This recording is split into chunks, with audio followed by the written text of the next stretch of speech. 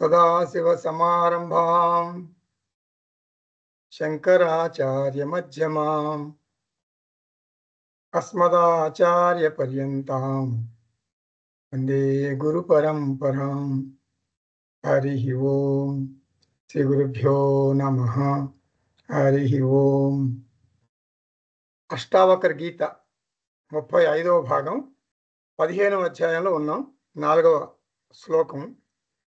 నత్వం దేహో నతే దేహః భోక్తా కర్తా నవా భవాన్ చిద్రూపోసి సదా సాక్షి నిరపేక్షః సుఖంచర. ఇది కొంత మనం చూసాం కిందటి క్లాస్లో. జనక మహారాజు మహాజ్ఞాని అని అష్టావకర మహర్షికి స్పష్టంగా తెలిసింది. ఇప్పుడు జనకుడికి అష్టావకర మహర్షి బోధించవలసింది ఏం లేదు. కాబట్టి జనకుడి ద్వారా మనకు అంటే సమస్త మానవాళికి అష్టావకర మహర్షి బోధిస్తున్నాడు. జనకుడు అజ్ఞానంతో ఉన్న సమాజానికి చిహ్నం. జనకుడు అజ్ఞాని కాదు, గుర్తుపెట్టుకోండి. జనకుడు జ్ఞాని. కానీ ఇక్కడ మనం అజ్ఞానంతో ఉన్న సమస్త మానవాళి యొక్క ప్రతినిధి జనకుడు అని మనం అనుకోవాలి.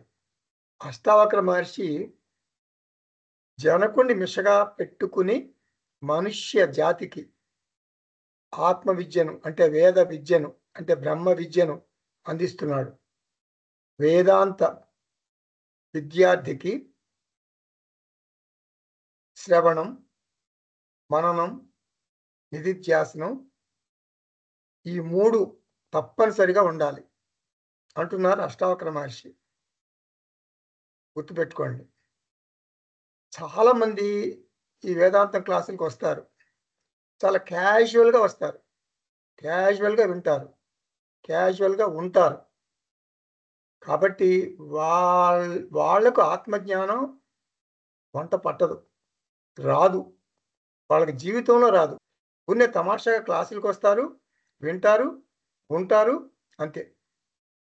అంటే వాళ్ళకి అసలు శ్రవణం అంటే ఏమిటి, మననం అంటే ఏమిటి, నిధిధ్యాసనం అంటే ఏమిటి వాళ్ళకి తెలియదు.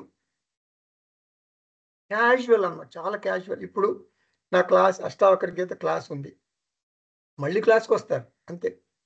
ఈ లోపల ఏం జరిగింది, ఏం చెప్పారు, అష్టావకర గీత ఏ శ్లోకం నడుస్తుంది, ఎలా మననం చేసుకోవాలి, మనం జనకుడిలాగా ఆత్మజ్ఞానం ఎలా పొందాలి అని వారికి అసలు ఆలోచన ఉండదు.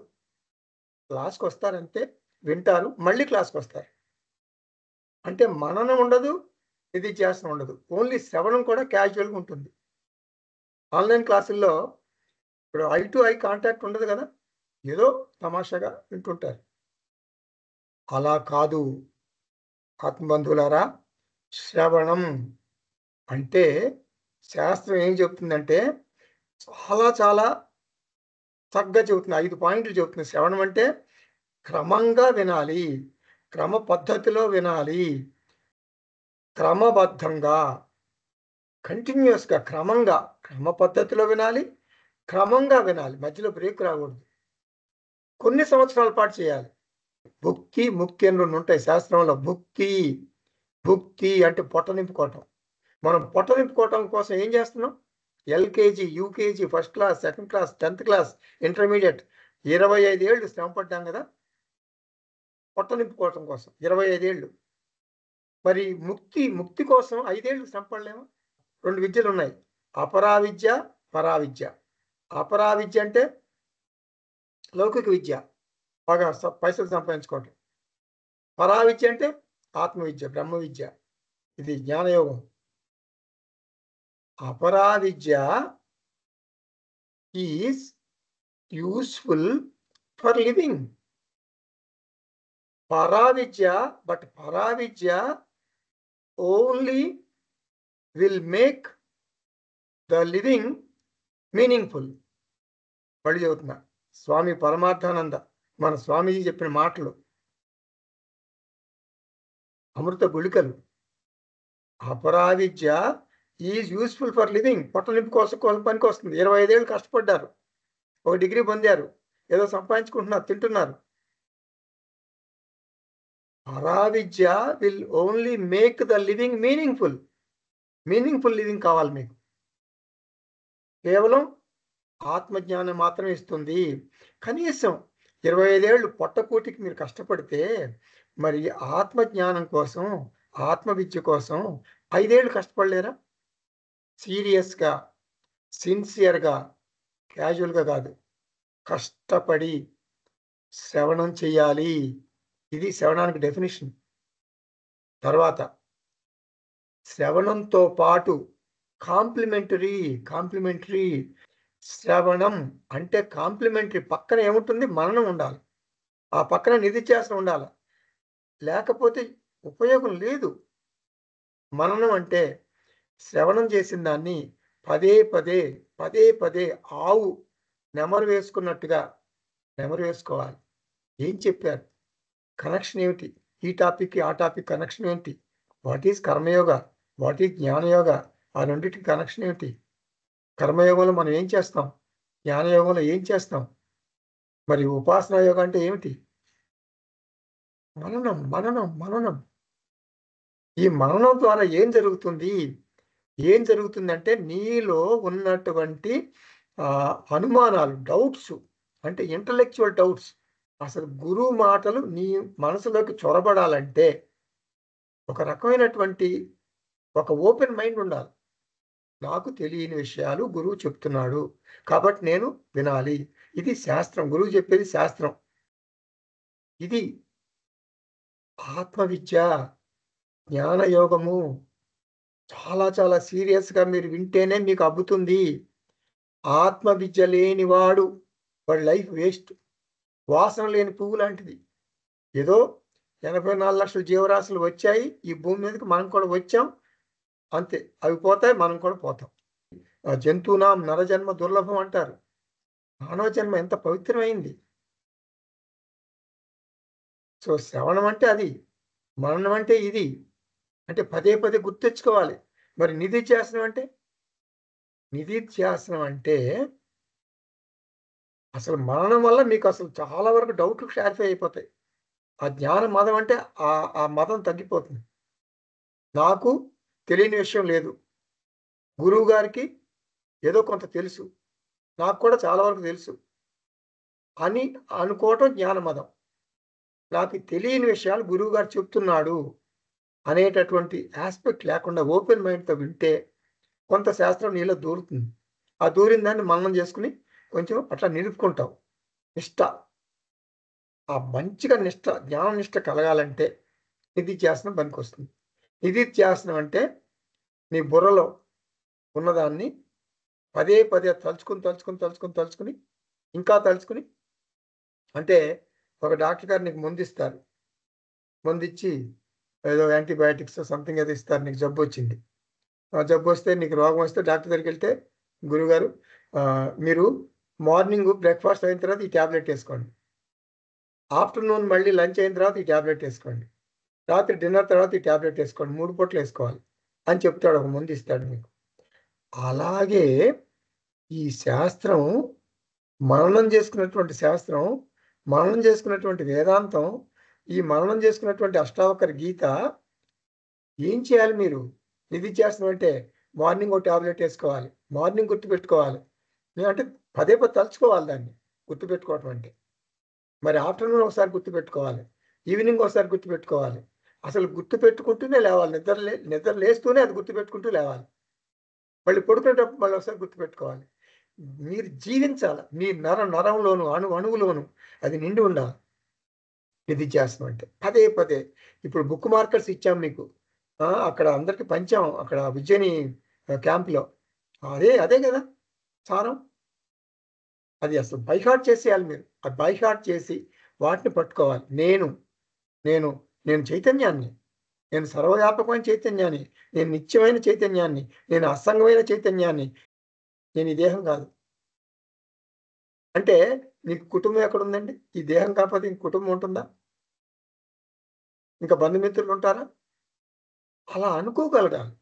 భావనాత్, క్రియాత్ కాదు. వ్యవహారంలో మనకు ద్వైతం ఉంటుంది. కుటుంబం ఉంటుంది. అన్నీ ఉంటాయి వ్యవహారంలో. భావనలో అద్వైతం ఉండాలి. అద్వైతం ఉండాలి. ఇలా వేదాంత శ్రవణం చేస్తే చిద్రూపః అసి సదా సాక్షి అని గురువుగారు బోధించారన్నమాట. ఇది శ్లోకంలో మాట. నేను సాక్షి చైతన్యాన్ని. నేను ఈ జగత్తుని అంటే ఈ ప్రపంచాన్ని, ఈ దేహం, ఈ మనసు, కుటుంబం అంతా కలిపేశా. జగత్తులో కలిపేశా నేను. అంటే జగత్ అంటే ఏంటి? ప్రపంచం, ఈ దేహం, నా మనసు, నా కుటుంబం, నా ఆఫీసు ఇదంతా జగత్తే. అదంతా దృశ్య ప్రపంచం. ఇదంతా కూడా నేను సాక్షిగా వీక్షిస్తున్నాను. నేను డైరెక్ట్‌గా నా శరీరాన్ని, నా మనసుని చూస్తున్నాను. ఇది కాన్సెప్ట్. శరీరం అంటే ఈ శరీరం, మనసు ద్వారా ఈ జగత్తుతో నేను వ్యవహారం నడుపుతా.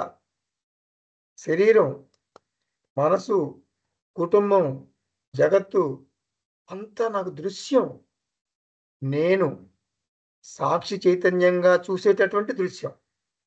శ్రవణం ద్వారా నేను సాక్షి స్వరూపంగా ఉన్న చైతన్యాన్ని అనే జ్ఞానాన్ని దృఢపరుచుకుంటా శ్రవణం ద్వారా. కాబట్టి దేహం నాది కాదు, నేను దేహాన్ని కాదు. ఈ వాస్తవం మనసులో స్థిరంగా నాటుకోవాలి. సాక్షి అసంగః. కాబట్టి ఈ దేహానికి నేను ఓనర్‌ని కాదు. నాకు ఎవ్వరితోనూ బంధుత్వం లేదు. ఆకాశానికి ఏమైనా అంటుతుందా? ఆకాశానికి ఏమి అంటదు.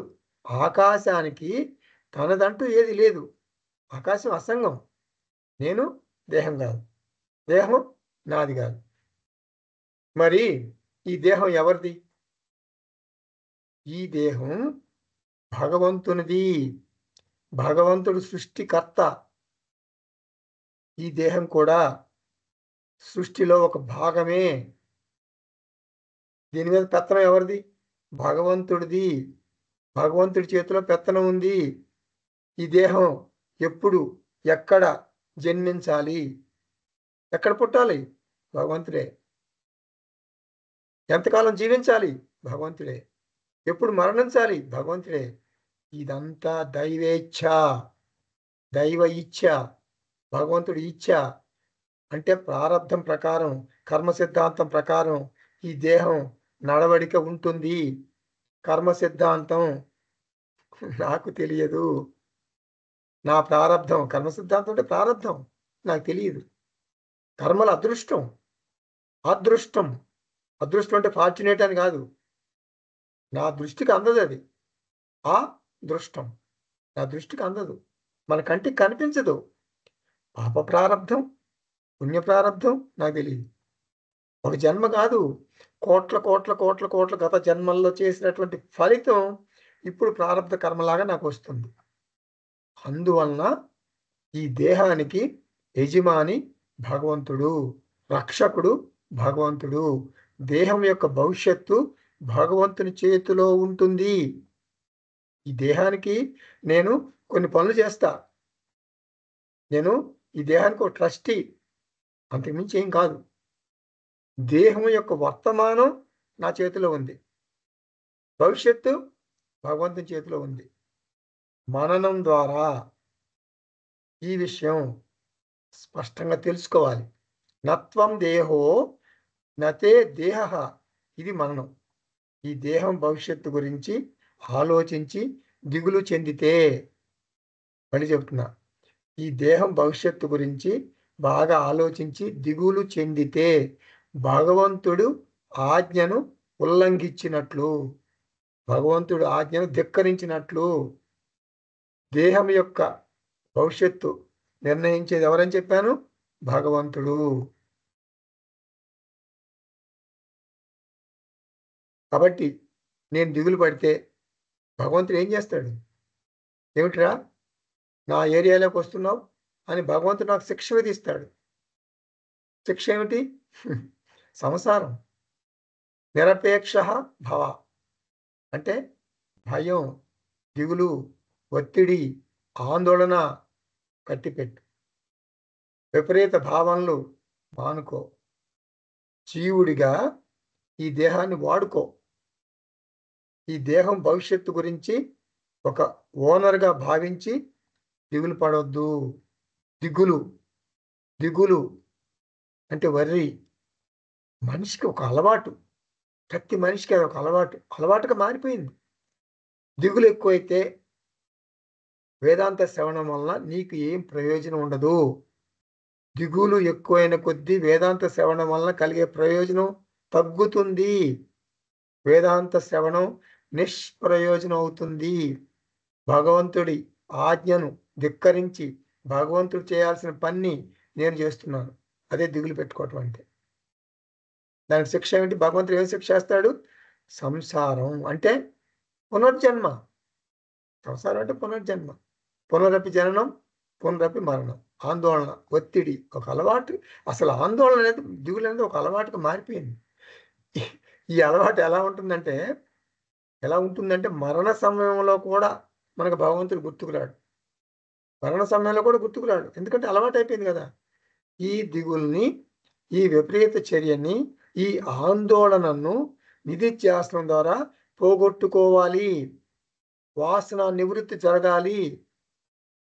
వాసన క్షయం జరగాలి అంటే దేహ అభిమానాన్ని తగ్గించుకోవాలి.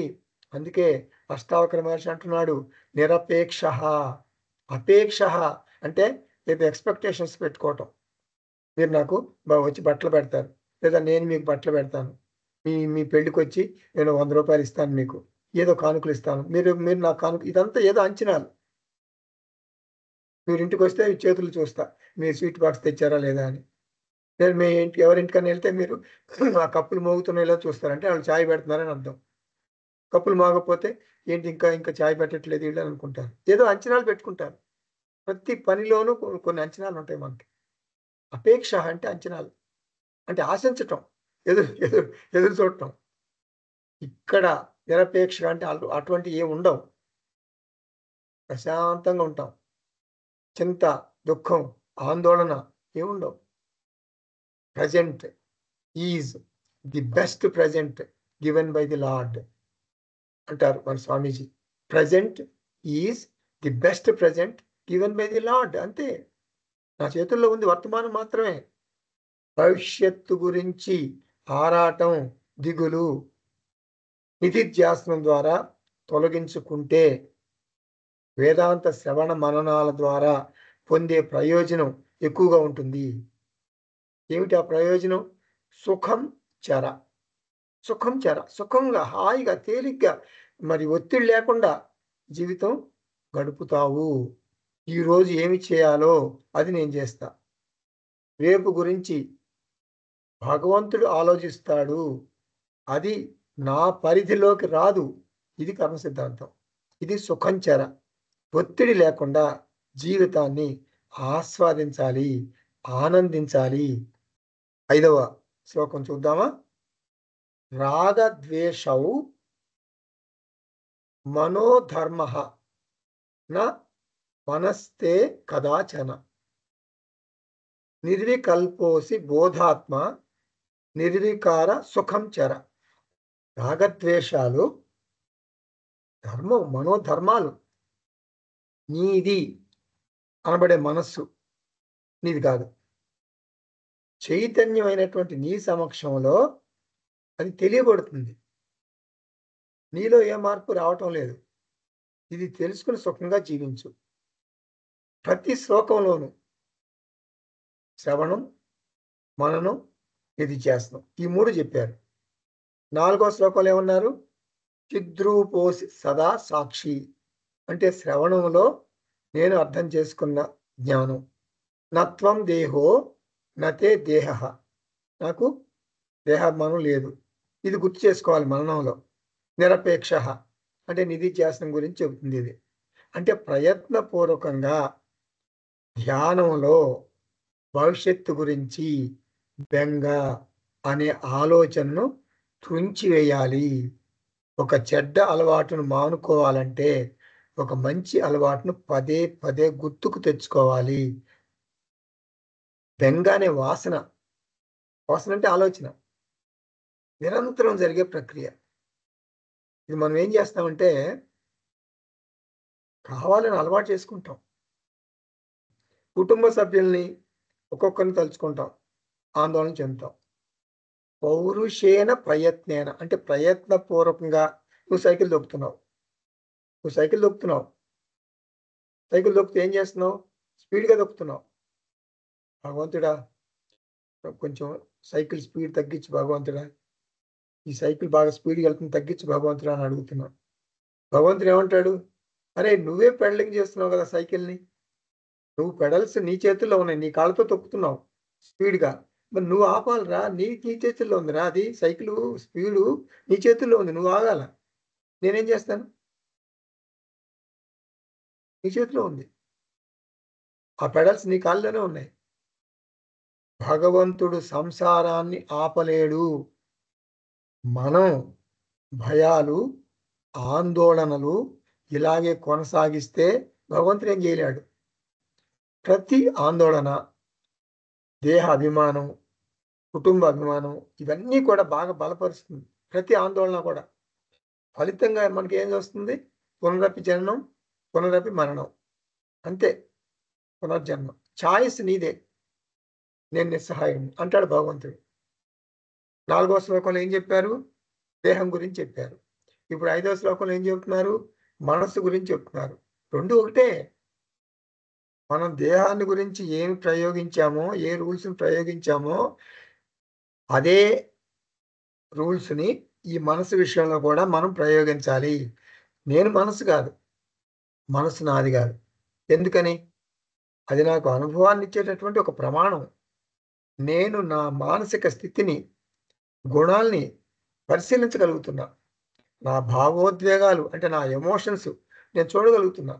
కాబట్టి మనసు నాకు ఒక దృశ్యం.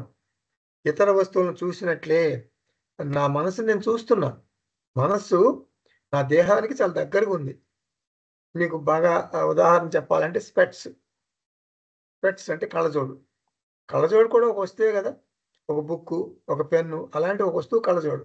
కాకపోతే స్పెట్స్ నాకు కొంచెం దగ్గరగా ఉంటుందన్నమాట. కంటికి దగ్గరగా ఉంది. కాబట్టి స్పెట్స్‌ని నేను ముందు చూస్తా. కళ్ళజోడు ద్వారా నేను జగత్తుని చూస్తా. అంటే మనస్సు అనేది నాకు ఒక కాంటాక్ట్ లెన్స్ లాంటిదన్నమాట. ఒక కాంటాక్ట్ లెన్స్ లాంటిది మనస్సు. కాబట్టి మైండ్ నేను గాదు.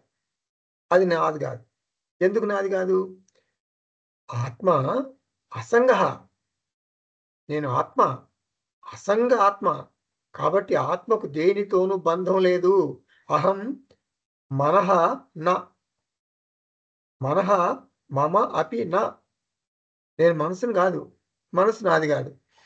మరి మనసు ఎవరిది? భగవంతుడిది. మనస్సును నాకు భగవంతుడు ఉపయోగించుకోరా అని ఇచ్చాడు. కారణ శరీరం నుంచి మనసు పుట్టింది. కారణ శరీరం నుంచి వచ్చింది. మనసు దేని కింద వస్తుంది? సూక్ష్మ శరీరం కింద వస్తుంది. భగవంతుడు ఎవరు? సృష్టికర్త. భగవంతుడు ఈ మనసుకి ఓనర్. ఏది జరిగినా అది కర్మ సిద్ధాంతం ప్రకారమే జరుగుతుంది. గురువుగారు నేను ఎంఎస్‌సి కెమిస్ట్రీ అండి. గోల్డ్ మెడలిస్ట్‌నండి. కానీ ఇప్పుడు బాగా జ్ఞాపక శక్తి తగ్గిపోయిందండి. అంటావా? అంతే. అది కూడా కర్మ సిద్ధాంతమే. అది భగవంతుని చట్టం. భగవంతుడే భవిష్యత్తు నిర్ణయిస్తాడు. మరి నా పాత్ర ఏమిటి? నా పాత్ర ఏమిటంటే నేను నా మైండ్‌ని ఫిట్‌గా ఉంచుకోవటానికి ప్రయత్నాలు చేస్తా. అది నా డ్యూటీ. చిత్తశుద్ధి కోసం ప్రయత్నాలు చేస్తా. నా దిగులు, ఆందోళన లేకుండా మనసుని నిశ్చలంగా, నిర్భయంగా పెట్టుకోవటానికి నా ప్రయత్నాలు నేను చేస్తాను.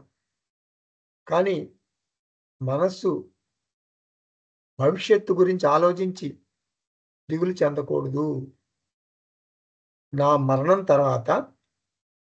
మరణం తర్వాత మనస్సు మరొక దేహాన్ని ధరిస్తుందా, లేక మనస్సు విదేహముక్తితో ఈశ్వర ఐక్యం చెందుతుందా?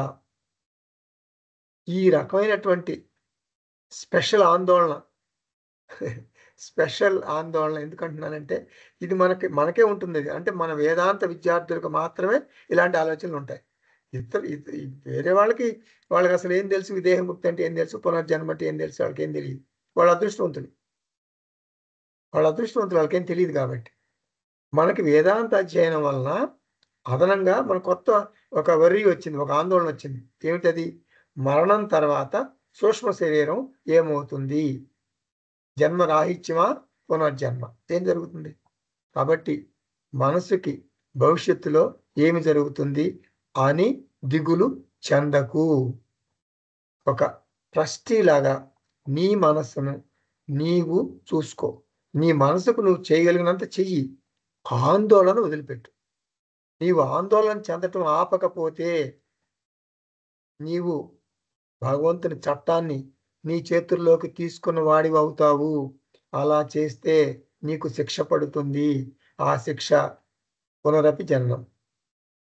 కుటుంబ సభ్యుల గురించి దిగులు పడిన కొద్దీ వారితో సంబంధం బలపడుతుంది.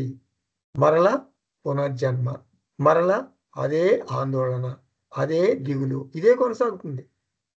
రాగద్వేషవు మనోధర్మవు నా మనస్తే కదాచన.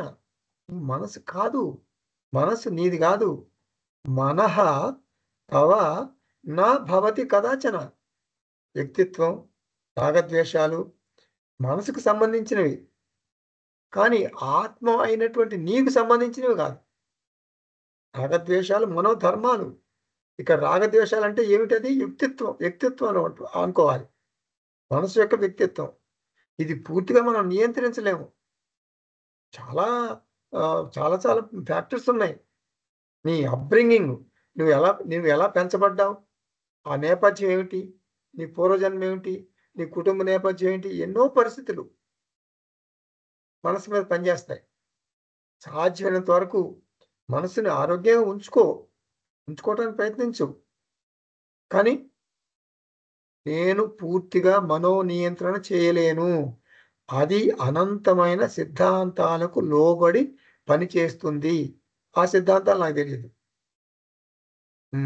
మరి కొంతమంది వ్యక్తులకి మరి కొన్ని భయాలు ఉంటాయి. అంటే తెలియదు, సడన్గా భయపడతారు. ఫోబియా అంటారు, కారణం తెలియదు. సడన్గా అవన్నీ కోట్ల జన్మల్లో ఉన్నటువంటి వాసనలు. గౌడపాదులు అంటారు మన దాంట్లో మాండూక్య కారికలో, స కషాయం విజానీయాత్ స కషాయం. అటువంటి పరిస్థితిని సాక్షిగా చూడగలను. ఏంటి? అటువంటి చెడ్డగా ఆలోచించే మనస్సు కూడా మనం సాక్షిగా చూడగలగాలి. నువ్వు చేయగలిగినంత చెయ్యి. ఆందోళన మానుకో. నేను మైండ్ కాదు. అయితే ఎవరిని నేను ఎవరిని? బోధాత్మ అసి. బోధ ఆత్మ అసి. నీవు చైతన్య స్వరూపానివి. నిర్వికల్ప, వికల్పరహితుడవు. మనం డివిజన్స్ చేయలేము. బంధుత్వాలు లేవు. డివిజన్ ఉంటే బంధుత్వాలు ఉంటాయి. ఆత్మకు సంఘం లేదు, సంబంధం లేదు, డివిజన్స్ లేవు. మాండూక్య కారికల గౌడపాదులు ఏమంటారు? అస్పర్శ యోగ అంటారు. నిర్వికార. దేహం గురించి, మనసు గురించి ఆందోళన చెందటం మానుకో. నీ బాధ్యతను విస్మరించమని చెప్పటం లేదు. ఇప్పుడు దేహానికి స్నానం చేయించు, అది కూడా భగవంతుడే చూసుకుంటాడులే అని స్నానం చేయించకుండా ఉండొద్దు. అవన్నీ ట్రస్టీగా నీ బాధ్యత ప్రకారం నువ్వు చెయ్యి. వస్త్రాలు వేయి దేహానికి, ఎక్సర్సైజులు చెయ్యి. ఇవన్నీ నీ బాధ్యతలు. ఆందోళన చెందటం నీ బాధ్యత కాదు. అలాగే శ్రద్ధగా చూసుకో నీ మైండ్ని కూడా, అది నీ బాధ్యత. ఆందోళన చెందటం నీ బాధ్యత. పాత వాసనల వలన ఆందోళన వస్తుంది, అది నీ చేతిలో లేదు. ప్రతి మనిషికి కూడా ఆందోళన వస్తుంది, సహజంగా వస్తుంది. అది మన చేతిలో లేదు, వస్తుంది. కానీ దాన్ని చక్కగా పెంచి పోషించటం నీ చేతిలో ఉంది. కాబట్టి ఒకసారి ఆందోళన అటువంటి ఆలోచన వస్తే పెంచి పోషించొద్దు. అట్లా పెంచి పోషిస్తే ఆందోళన చెందటం నీకు ఒక అలవాటుగా మారిపోతుంది. ధారణ, ధ్యాన, సమాధి ఎక్కడో విన్నట్టుగా ఉంది కదా! పతంజలి అష్టాంగ యోగం. ఏంటి ధారణ? దిగులు చెందటం ధారణ. దిగులు ధారణ. దిగులు ధ్యానం. దిగులు సమాధి. ఇంతే. దాన్ని బాగా పెంచి పోషిస్తామన్నమాట. దిగులు ధారణ, దిగులు ధ్యాన, దిగులు సమాధి. వాసనలు నీవు నియంత్రించలేవు. వస్తుంటాయి, ఆలోచనలు వస్తుంటాయి. అవి వ్యాప్తి చెందకుండా, విస్తరించకుండా నిధిధ్యాసనం ద్వారా రూపుమాపాలి. ఆలోచనలను నియంత్రించాలి. ఇక్కడ వికారః అంటే దిగులు. సుఖం చెర. సుఖం చెర అంటే ఆందోళన తొలగితే మనసు తేలికవుతుంది. Enlightened mind. ఎన్లైటెండ్ మైండ్ అంటే ఏ లైట్ మైండ్ అని అర్థం అంటారు స్వామీజీ. ఎన్లైటెండ్ మైండ్ అంటే ఏ లైట్ మైండ్. ఇప్పుడు భారం ఏమిటి మైండ్కి? మైండ్కి భారం ఏమిటి? భవిష్యత్తు గురించి ఆందోళన. సుఖం చెర. ప్రశాంతంగా ఉండు. 6వ శ్లోకం చూద్దాం 15వ అధ్యాయంలో. సర్వభూతేషు చాత్మానం. సర్వభూతాని చాత్మని విజ్ఞాయ నిరహంకారః నిర్మమస్త్వం సుఖీ భవ. ఇది 15వ అధ్యాయంలో 6వ శ్లోకం. చాలా మంచి శ్లోకం, చాలా ఇంపార్టెంట్ శ్లోకం. జనక, అన్ని ప్రాణుల్లోనూ నీవే ఉన్నావు చైతన్యంగా. చైతన్యమైనటువంటి నీలో సర్వ సృష్టి ఉంది. ఇది తెలుసుకుని అహంకారాన్ని, మమకారాన్ని వదులుకో, సుఖంగా జీవించు. ఇది తాత్పర్యం. ఈ విషయాన్ని ఒక ఉదాహరణ ద్వారా అష్టావక్ర మహర్షి మనకు చెప్తున్నారు. ఏం చెప్తున్నారు? శ్రవణం, మననం, నిధిధ్యాసనం తప్పనిసరిగా చేయాలి. ఉదాహరణ ఏమిటి? సర్వభూతేషు చ ఆత్మానం. అన్ని జీవులలోనూ చైతన్య ఆత్మను చూడు. అంటే నేనే ఆత్మగా అన్ని జీవుల్లోనూ ఉన్నాను. ఇది ఒక భావన, ఇది ఒక ఆలోచన. ఇది అనుభవం కాదు, ఆలోచన. ఇట్లా తెలుసుకోవాలి మనం. నేను సర్వవ్యాపకమైన చైతన్యాన్ని అనేది అనుభవంలోకి రాదు. అమెరికాలో ఎవరున్నారు? నేనే చైతన్య స్వరూపం. రష్యాలో ఎవరున్నారు? నేనే చైతన్య స్వరూపంగా ఉన్నాను. 14 లోకాల్లో ఎవరున్నారు? నేనే. సూర్యమండలం నేనే. నేను సర్వవ్యాపి. ఇలా అనుకుంటావు. భావంలో నువ్వు అట్లాంటి అనుభవాలే ఉండవు. ఇప్పుడు సర్వవ్యాపి కదా అంటే అమెరికాలో కూడా నేనే ఉన్నా కదా, అక్కడ ఏం జరుగుతుందో నాకు తెలుస్తుందా? నాన్సెన్స్. ఇది ఇలా భావించు. ఎక్స్‌పీరియన్స్‌లు నీకేముండవు. ఇది అర్థం చేసుకో. ఇది తెలుసుకో. సర్వభూతాని చ ఆత్మని. ఆ తర్వాత మరొకటి ఏంటంటే రివర్స్‌లో వస్తుంది. చైతన్యం అన్ని జీవుల్లోనూ ఉంది. ఇది ఒక దశ, మొదటి దశ. రెండవ దశ ఏమిటంటే చైతన్యం అన్ని జీవుల్లోనూ లేదు. అన్ని జీవులు ఒకే చైతన్యంలో ఉన్నాయి. ఇది రెండవ దశ. ఇలా మనం దశలు దశలుగా పెరగాలి. మన మన యొక్క జ్ఞానం పెరగాలి. మన పరిణితి పెరగాలి. మన ఇన్నర్ మెచ్యూరిటీ పెరగాలి.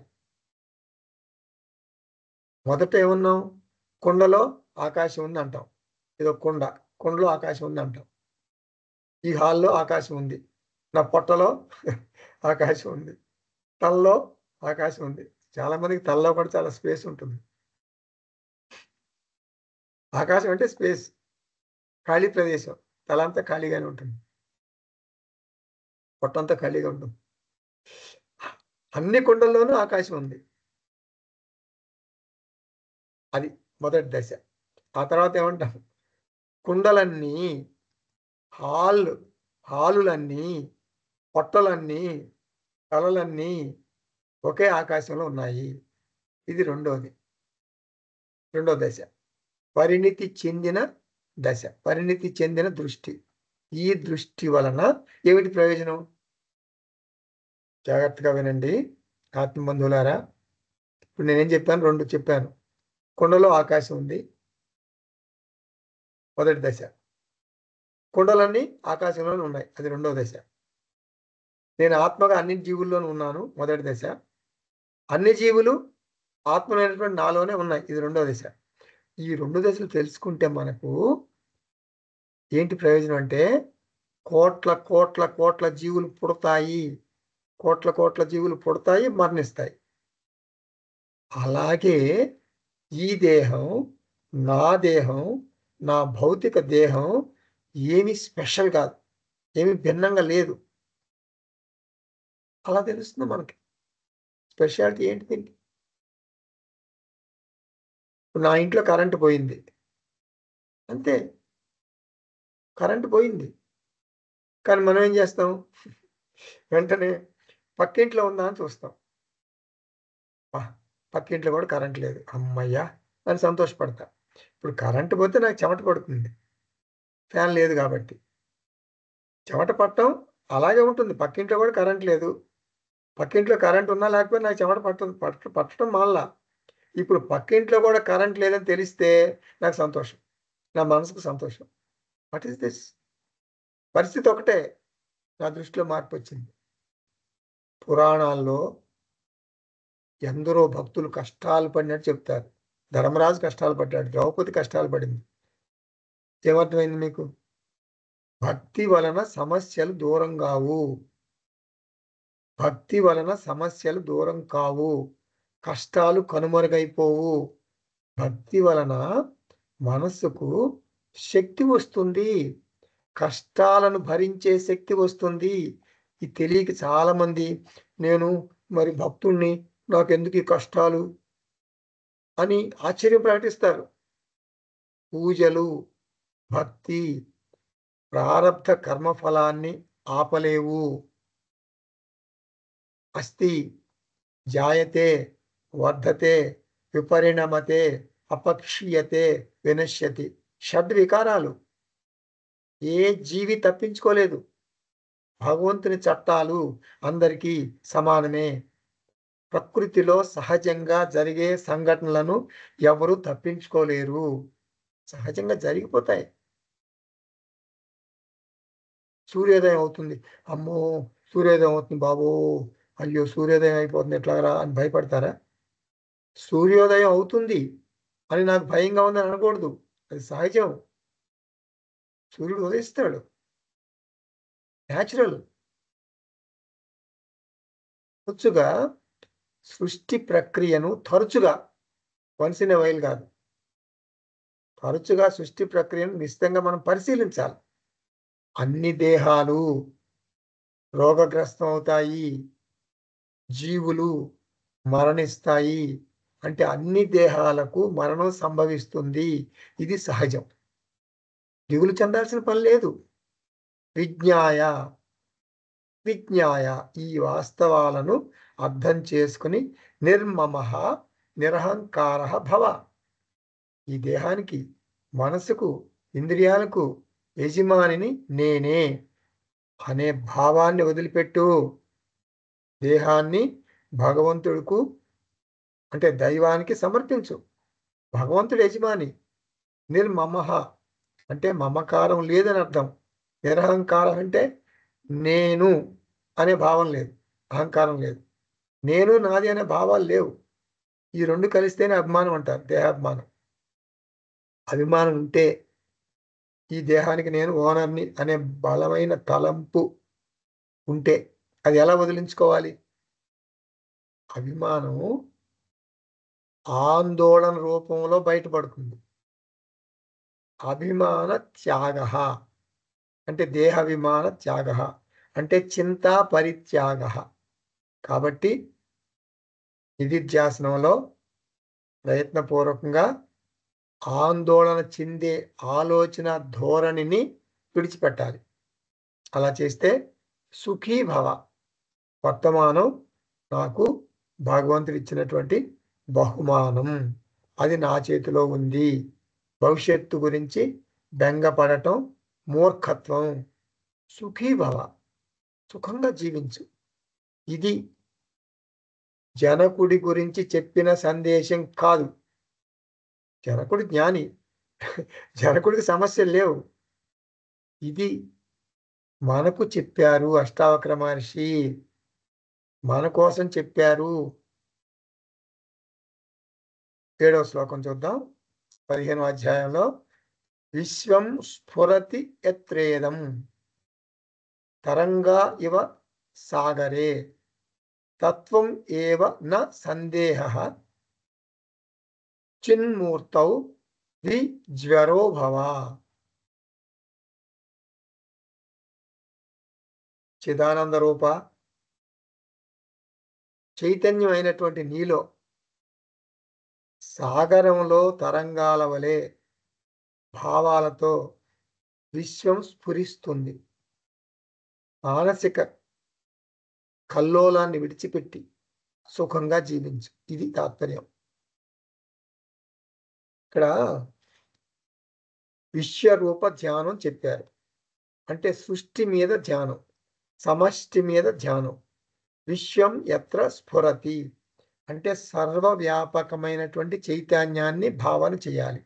అందుకే ఇప్పుడు వేదాంత శ్రవణానికి రాకముందు మనకి కొన్ని మెడిటేషన్స్ చెప్తారు, నేర్పుతారు. అంటే ధ్యానాలు. ఒకటి స్పేస్ మెడిటేషన్. స్పేస్ అంటే ఆకాశం. స్పేస్కి అంటే ఆకాశానికి, చైతన్యానికి కొన్ని పోలికలు ఉన్నాయి. రెండూ సర్వవ్యాపకం. రెండు తమలో అన్నింటినీ ఇమర్చుకుంటాయి. రెండు అంటే ఏ రెండు? ఆకాశము, చైతన్యం. రెండింటినీ భాగాలుగా విడదీయలేం. రెండు కలుషితం కాకుండా స్వచ్ఛంగా ఉంటాయి. స్పేస్ ధ్యానం చేయటం వలన చైతన్యం మీద ధ్యానం చేయటం మనకు సులభమవుతుంది. స్పేస్ వంటి చైతన్యం సర్వవ్యాపకమైనది. విశ్వం స్ఫురతి అంటే ఈ సృష్టి ఒక నీటి బుడగ. సర్వవ్యాపకమైన స్పేస్లో ఒక గెలాక్సీ కూడా ఒక చిన్న చుక్కతో సమానం. ఇప్పుడు మీరు ఏదన్నా ఒక మ్యాప్ చూశారనుకోండి, ఖగోళ శాస్త్రం, ఎస్ట్రానమీ బుక్ చూడండి. ఆ బుక్లో ఫోటో ఉంది, ఓ ఫోటో చూడండి. ఆ ఫోటోలో ఏముంటుంది? ఆండ్రోమిడా గెలాక్సీ అని రాస్తారు ఒకటి. అదొక చుక్క. అట్లాగే ఒక పక్కన ఏముంటుంది? మిల్కీవే గెలాక్సీ అంటారు, అదొక చుక్క. అటువంటి చాలా పెద్ద పెద్ద పెద్ద పెద్ద పెద్ద గెలాక్సీలే ఒక డాట్. అంటే ఆకాశంలో, స్పేస్లో. మరి అటువంటి పెద్ద పెద్ద పెద్ద గెలాక్సీలో ఒక డాట్లు అయితే మన సంగతి ఏంటి? మన సంగతి ఏమిటి? ఒక 70-80 కేజీల మాంసపు ముద్ద ఈ దేహం. జీవితం అంతా ఈ దేహం గురించి ఆందోళన చెందుతూ గడుపుతున్నావు కదా. ఎంత మూర్ఖుడివి నువ్వు. భగవంతుడు నీకు కానుకగా ఇచ్చినటువంటి బ్రెయిన్, వికసించిన బుద్ధి దుర్వినియోగం చేసుకుంటున్నావు కదా. ఒక దున్నపోతు ఆత్మ మీద ధ్యానం చేయలేదు. ఒక దున్నపోతు ఆత్మ మీద ధ్యానం చేయలేదు. స్పేస్ మెడిటేషన్ చేయలేదు. ఎందుకు? దున్నపోతుకి దిగులంటే ఏంటో తెలియదు కూడా. ఆత్మబంధువులారా, మనది మానవ జాతి, ఒక స్పెషల్ జాతి. 100 సంవత్సరాల ఆయుష్ ఉంది. ఈ అనంతమైన సృష్టిలో 100 సంవత్సరాలు చాలా అల్పం. కానీ మనస్సు నిండా, నీ మనస్సు నిండా దేహ రుగ్మతలు, వృద్ధాప్యం, మరణం గురించి బెంగలు, చింతలు. మనసుకు వేరే పని లేదా? ఎంత శోచనీయం, ఎంత ట్రాజిడీ, ఎంత విషాదం. ఈ చింతలు పోవాలంటే ముందు నుండే, అంటే యవ్వనంలో ఉన్నప్పుడే జాగ్రత్తలు తీసుకోవాలి. ఈ సృష్టిని చూడు ఒకసారి, ప్రపంచాన్ని చూడు. తరంగాహ ఇవ సాగరే. ఈ ప్రపంచాలు అంటే 14 లోకాలు కూడా చిన్న చిన్న అలలు. ఆత్మ సైజు ఎంత? ఆత్మ సైజు సాగరహ. సృష్టి అంతా ఒక చిన్న అల, ఆత్మ పెద్ద సాగరం, ఓషన్. మరి నువ్వెవరు? నీవు అలా అలగా ఉంటావా, అంటే వేవులాగా ఉంటావా, సముద్రంలాగా ఉంటావా? తత్వం ఏవ, నీవు సముద్రం వంటి సర్వవ్యాపక చైతన్యానివి. నీవు సముద్రం వంటి సర్వవ్యాపక చైతన్యానివి, షడ్ వికారాలతో రాలిపోయే దేహానివి కాదు, మైండ్ కాదు. నా సందేహం లేదు, ఇది నిశ్చయ జ్ఞానం. కాబట్టి ఆందోళన చెందకు. నీ దేహం గురించి లేదా నీ కుటుంబ సభ్యుల దేహాల గురించి ఆందోళన చెందకు. వి జ్వర భవ. జ్వరం అంటే దిగులు. అంటే జ్వరం అంటే మామూలుగా ఏమర్థం వస్తుందంటే, ఇప్పుడు మనకి జ్వరం వచ్చింది అంటాం కదా, టెంపరేచర్ వచ్చింది. భౌతిక దేహానికి వస్తే దాన్ని టెంపరేచర్ అంటారు, అంటే జ్వరం అంటారు. మైండ్కి జ్వరం వస్తే అది దిగులు, ఆందోళన, మానసిక వ్యధ. వి జ్వరో భవ అంటే మైండ్ దిగుల్ని ఎట్లా పోగొట్టుకోవాలి. ఇప్పుడు దేహానికి వస్తే ఏదో టాబ్లెట్ వేసుకుంటాం, మైండ్కి వస్తే ఏం చేస్తాం? నిధిధ్యాసనం అనే టాబ్లెట్ వేసుకోవాలి. నిధిధ్యాసనం అనేటువంటి టాబ్లెట్ వేసుకో. ప్రయత్నపూర్వకంగా ఆందోళన విడిచిపెట్టు. హే చిన్మూర్తే, హే చిన్మూర్తే. రామ్మూర్తి, కృష్ణమూర్తి, నీ పేరేంటంటే రామ్మూర్తి సార్, కృష్ణమూర్తి సార్ అని చెప్పకు. నువ్వు అది కాదు, నీవు చిన్మూర్తి, నీవు చైతన్య స్వరూపుడివి. ఇక్కడ జనకుణ్ణి సంబోధిస్తూ హే చిన్మూర్తే, ఓ జనక అని అంటున్నారు. 8వ శ్లోకం చూద్దామా. శ్రద్ధత్స్వ తాత, శ్రద్ధత్స్వ నాత్ర మోహం కురుష్వ భోః, జ్ఞాన స్వరూపో భగవాన్, ఆత్మా త్వం ప్రకృతేః పరః. కుమారా, ఓ బాబు, తాత అంటే మన గ్రాండ్ ఫాదర్ అని కాదు అర్థం, ఓ బిడ్డ అని, అంటే ప్రేమగా పిలుస్తున్నారు అనమాట, ఓ చైల్డ్ అని. ఓ కుమారా, శ్రద్ధను వీడకు, శ్రద్ధను నిలుపుకో, సందేహించకు. నీవు జ్ఞాన స్వరూపుడివి, నీవే ఈశ్వరుడవు, నీవే ఆత్మవు, నీవు ప్రకృతికి అతీతంగా ఉన్నావు. ఇది పదే పదే గుర్తుపెట్టుకోవాలంటున్నాడు అష్టావక్ర మహర్షి. కృష్ణ బోధ ఇది, వేదాలు చెప్పే బోధ. నేను అదే చెప్తున్నా, ఇది ఎంతో విలువైంది. నీకు అర్థమైతే మోక్షం వస్తుంది. నా మీద కొంచెం శ్రద్ధ విశ్వాసం ఉంచు. నీకు మోక్షం వచ్చినా, నీకు మోక్షం రాకపోయినా నాకేం లాభం లేదు, నాకు నష్టం లేదు, లాభం లేదు. నాకు వేరే ఉద్దేశాలు లేవు. నీ మీద ప్రేమతో, నీ మీద కరుణతో, నీ మంచి కోసమే నీకు నేను బోధిస్తున్నాను. మరణం తర్వాత నీకు మోక్షం వస్తుంది అని నేను వాగ్దానం చేయటం లేదు. నువ్వు మరణించిన తర్వాత నువ్వు ధృవీకరించుకోలేవు, నిర్ధారణ చేసుకోలేవు. మరణం తర్వాత వచ్చి గురువు గారు మీరు అట్లా చెప్పారు, మోక్షం రాలేదని అడగలేవు నన్ను. మోక్షం ఇప్పుడే, ఇక్కడే చూడు. దేహాభిమానాన్ని మననం ద్వారా వదులు. నిధిధ్యాసనం ద్వారా ఆందోళనను విడిచిపెట్టు. వేదాంత శ్రవణాన్ని ఆస్వాదించు, ఆనందించు. ఇది నా అభ్యర్థన. హే తాత, తాత అంటే చెప్పాను కదా, ఓ బాబు, శ్రద్ధత్స్వ, నా బోధ మీద శ్రద్ధ ఉంచు. అత్ర మోహం నా కురుష్వ, మోహం చెందకు. ఈ బోధను సందేహించుకు. మోహం అంటే అయోమయ ధోరణి. చాలామంది ఏమనుకుంటారు, ఆందోళన చెందటం వారి దినచర్య అనుకుంటారు. ఆందోళన చెందటం అంటే ప్రేమ అనుకుంటారు.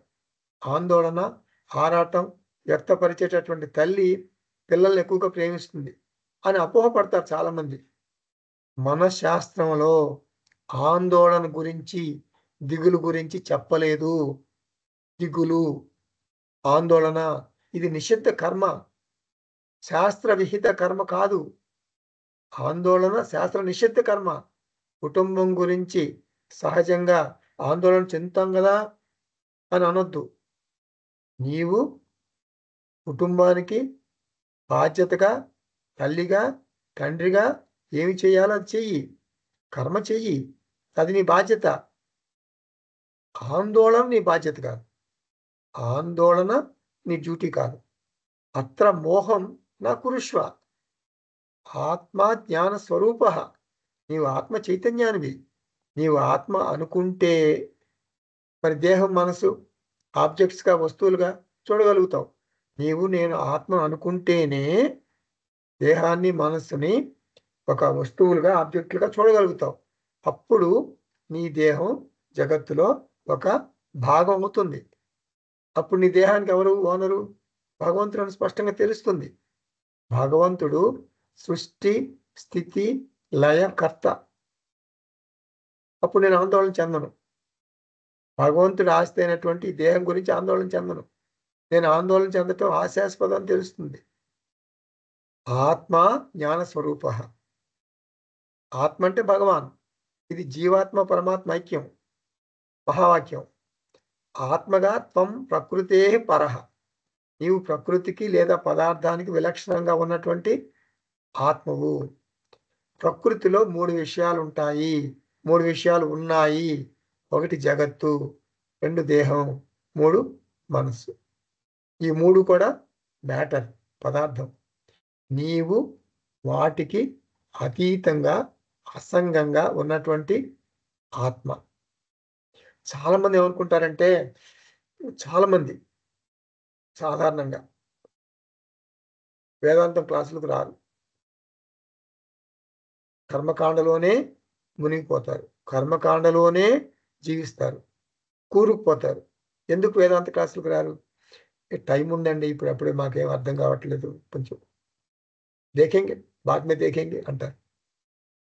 ఆత్మబంధువులారా, చెప్పాను మీకు, పదే పదే చెప్తున్నాను, ప్రారబ్ధం అదృష్టం. ప్రారబ్ధం అదృష్టం మనకు తెలియదు. ఏ క్షణానికి ఏం జరుగుతుందో తెలియదు. నీ నీ డేట్ ఆఫ్ డెత్ చెప్పు. డేట్ ఆఫ్ బర్త్ చెప్పమంటే టక్ టక్ చెప్పేస్తాం. డేట్ ఆఫ్ డెత్ చెప్పు, నాకు తెలియదు అంటాం. నాకు ఎస్ట్రాలజీ పలానాడు చెప్పాడని స్వామీజీ చెప్తారు. ఇంకొక ఆయన స్వామీజీ శిష్యుడు, నేను చనిపోతాను స్వామీజీ, నాకు గట్టి నమ్మకం ఉంది ఆ ఎస్ట్రాలజర్ మీద, 65 ఇయర్స్ అని చెప్పాడు. 65 ఇయర్స్. ఇప్పుడు ఆయనకి 85 ఇయర్స్, బతికే ఉన్నాడు. ఆయన చావలేదు, స్వామీజీ క్లాసులకు వస్తూనే ఉన్నాడు. ఎస్ట్రాలజీ ఇవన్నీ కూడా, జ్యోతిష్యాలు, భవిష్యత్తులు అవన్నీ కూడా అవి మన వాతావరణ శాస్త్రజ్ఞులు చెప్పినట్టే. నిజం అవ్వచ్చు, నిజం కాకపోవచ్చు. ఇప్పుడు వాతావరణం ప్రిడిక్ట్ చేసి భారీ వర్షం అంటారు, ఒకప్పుడు రాదు. వాళ్ళు తప్పు చెప్తున్నారా? వాళ్ళంతా మరి అంతా సైంటిస్టులు కదా, వాళ్ళంతా బాగా చదువుకుని పెద్ద పెద్ద ఉద్యోగాల్లో అంతా స్టడీ చేసి చెప్తారు. అవి నిజం అవ్వచ్చు, నిజం కాకపోవచ్చు. అలాగే జ్యోతిష్యం కూడా. కాబట్టి మన మరణం ఎప్పుడు వస్తుంది, డేట్ ఆఫ్ డెత్ ఏమిటి ఎవరికి తెలియదు. కాబట్టి మరణం రాకముందే మనం జాగ్రత్త పడాలి. నిద్రించింది చాలు, మేలుకో, ఆత్మజ్ఞానం కోసం ఆరాటపడు.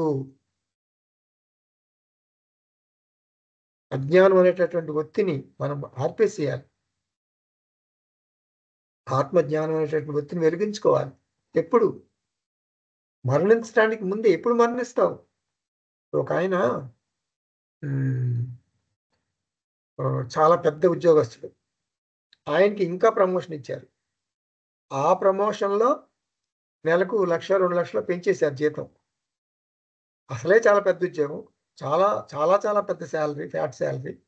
ఇంకా 1,00,000, 2,00,000 నెలకు పెరిగింది. అతను ఢిల్లీలో ఫ్లైట్ ఎక్కాడు. హైదరాబాద్ దిగాల. నాకు బాగా తెలిసిన వాళ్ళే వాళ్ళు. అయితే హైదరాబాద్‌లో అతని డెడ్ బాడీ దిగింది. మరి ఎక్కువ ఏజ్ లేదు అతనికి. సుమారుగా 50 ఏళ్ళు ఉండొచ్చు. 45, 50. చెప్పండి. ఎందుకు చనిపోయాడు? ప్రారబ్ధం అని మనం అంటే అనొచ్చు. కానీ వాళ్ళేం చెప్తారు డాక్టర్లు కారణం? ఆ సంతోషాన్ని తట్టుకోలేకపోయాడు. ఆ అతిగా ఆనందాన్ని అతని గుండె తట్టుకోలేకపోయింది. చాలా ఎక్కువ ఆనందించేసాడనమాట. ఏదో చెప్తాడు కారణాలు. అది ప్రారబ్ధం. అది ప్రారబ్ధం. సో, డెత్ అనేది మనకు తెలియదు. ఒక సిస్టమాటిక్‌గా బాబు ఒక 25 డేస్ తర్వాత నువ్వు చనిపోతావు. కొంచెం అన్నీ సర్దుకో. ఎవరికి ఏం చేయాలో అన్నీ చెయ్యి అని చెప్పి రాదు. సడెన్‌గా ఇప్పుడు మొన్న ఈ మధ్య ఒక ఇన్సిడెంటు పేపర్‌లో అందరూ చదివే ఉంటారు. ఇద్దరు భార్యాభర్తలు చక్కగా కబుర్లు చెప్పుకుంటూ వెళ్తున్నారు. Young couple. కబుర్లు చెప్పుకుంటూ మార్నింగ్ వాక్ వెళ్తున్నారు. వెళ్తుంటే ఒక చోట వైఫ్ కనపడలా అతనికి. అతను 2 అడుగులు ముందు ఉన్నాడు. వైఫ్ 2 అడుగులు వెనకుంది. Wife disappeared. అరే! ఏంటని చూస్తే ఒక కొబ్బరి చెట్టు పడిపోయింది.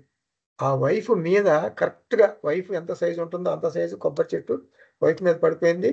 వైఫ్ కనపట్లేదు. She is no more. సడెన్‌గా చనిపోయింది. అతను 2 అడుగులు ముందు నడుస్తున్నాడు. కబుర్లు చెప్పుకుంటూ నడుస్తున్నాడు. ఇమాజిన్ చేయగలమా? ఈ డెత్‌ని మనం ఇమాజిన్ చేయగలమా? సో, డెత్ జరుగుతుంది. అది ప్రారబ్ధం. ఎప్పుడు, ఎలా, ఏ క్షణంలో జరుగుతుంది? నువ్వు చాలా యంగ్. దేర్‌ఫోర్ నిన్ను చంపను. అలా ఏముండదు. మేలుకో, నిద్రించింది చాలు. ఆత్మజ్ఞానం పొందు. త్వరపడు. త్వరపడు. ఇంకో ఒకాయన నిమ్స్ దగ్గర నిమ్స్ ఉంది కదా! హైదరాబాద్ నిమ్స్. అక్కడ ఎళ్తున్నారు ఒక కపులు స్కూటర్ మీద. చిన్న, చిన్న జల్లు వర్షం పడితే ఆళ్ళు స్కూటర్ మీద వెళ్తుంటే భార్య ఏమందంటే మనం ఎక్కడన్నా ఒక చోట ఆగుదామండి. ఈ తడిచిపోయేటట్టున్నాం. అంటే చిన్న జల్లే గదా! మన ఇల్లు దగ్గరికొచ్చేసింది గదా! ఎందుకు ఆగటం అని అన్నాడు. ఒక స్పీడ్ బ్రేకర్ వచ్చింది. స్కూటర్ ఇట్లా కొంచెం అట్లా జర్క్ ఇచ్చింది. వైఫ్ లేదు. She disappeared. ఇది నిజంగా జరిగింది. ఎక్కడికెళ్ళిపోయింది? అప్పుడే కదా! జల్లొస్తుందండి ఎక్కడన్నా ఆగుదామండి తడిసిపోతాం అన్న వైఫు పర్వాలేదులే ఎళ్ళొచ్చిందని అతనన్నాడు. జర్క్ రాంగానే ఏమైపోయింది వైఫు? హుష్ అయిపోయింది. ఏమైపోయింది? ఏమైపోయిందంటే పక్కనే ఒక పెద్ద డ్రైనేజ్ హోలు మూత తెరిచి ఉంది. ఆ మూతలోకి డైరెక్ట్‌గా పడిపోయింది ఒక బాల్‌లాగా. ఆమె కనపడలేదు. ఆమె వెంటనే చనిపోయింది. ఎక్కడో వేరే చోట మ్యాన్ హోల్స్ దగ్గర ఎక్కడో ఎప్పుడో ఆమె శవం బయటకొచ్చింది. ఇది మనం ఊహించగలమా? ఆత్మబంధువులారా మేలుకోండి. ఆత్మజ్ఞానం పొందండి. పరావిద్య will only make your life meaningful అంటారు స్వామీజీ. పదే పదే చెప్తారు. మామూలు లైఫ్ ముక్తి అందరికీ ఉంది. 84,00,000 జీవరాశులకి ఉంది. పొట్ట నింపుకోవటం కోసమే పుడతాయి. 84,00,000 జీవరాశులు వాట్ ఈజ్ యువర్ ఎయిమ్ అంటే ఏం చెప్తాయి? ఒక లైన్‌లో నుంచుంటాయి. 84,00,000 జీవరాశులు కూడా. మేము పొట్ట నింపు కోసమే పుట్టాము. పొట్ట నింపుకొని మరణిస్తాము. మాకు వేరే ఎజెండా లేదు అంటాయి. నువ్వు కూడా అంతేనా? నువ్వు అందుకే పుట్టావా? అలా కాదు. మనిషి పొట్ట నింపుకో పొట్ట నింపుకోవటంతో పాటు ధర్మ, అర్థ, కామ, మోక్ష ఈ 4 పురుష అర్థములు. పురుష అంటే హ్యూమన్ బీయింగ్. అర్థము అంటే గోల్స్. ఈ ప్రతి మనిషి కూడా ఈ 4 లక్ష్యాల్ని సాధించకుండా మరణించకూడదు. మరణం మన చేతిలో లేదు. ఎప్పుడొస్తుందో తెలీదు. మరణించక ముందే ఈ 4 లక్ష్యాల్ని సాధిస్తే మానవ జన్మకది సార్థకత. ఓం తత్సత్. సర్వం శ్రీకృష్ణార్పణమస్తు. ఓం పూర్ణమదః పూర్ణమిదం పూర్ణాత్ పూర్ణముదచ్యతే పూర్ణస్య పూర్ణమాదాయ పూర్ణమేవావశిష్యతే. ఓం శాంతి శాంతి శాంతి. హరి ఓం. శ్రీ గురుభ్యో నమః. హరి ఓం.